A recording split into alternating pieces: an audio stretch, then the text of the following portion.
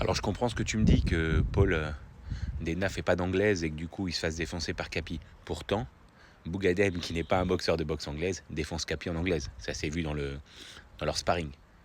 Et encore, il a été tranquille. Et pourtant, Capi est un boxeur de boxe anglaise et Bouganem est un boxeur de boxe thaï.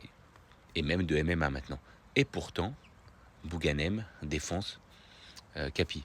Donc je pense que ton message, je l'entends. Maintenant, quand tu es un combattant de MMA, tu es obligé d'être pas bon, mais excellent partout. En l'occurrence, malheureusement, c'est pas le cas de Paul Dena, mais alors pas du tout. Et c'est ce qui fait, je pense que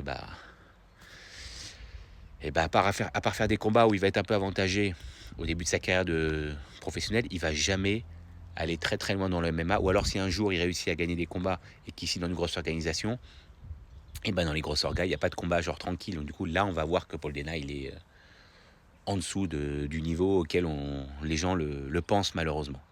Donc voilà, mais je comprends ce que tu dis, mais il faut comprendre que il a Topuria. Il y a même McGregor qui a franchement une putain d'anglaise qui peut rivaliser avec pas mal de boxeurs de boxe anglaise. Bien sûr, pas Mayweather, mais d'autres boxeurs. Moi, je suis sûr qu'Alex Pereira, il peut rivaliser aussi. Ngannou tente de rivaliser. Pourtant, tout ça, c'est des combattants de MMA. Donc, c'est pas des spécialistes de l'anglaise. Mais bon, quand tu es combattant de MMA, tu dois pouvoir rivaliser avec n'importe qui, dans n'importe quel domaine.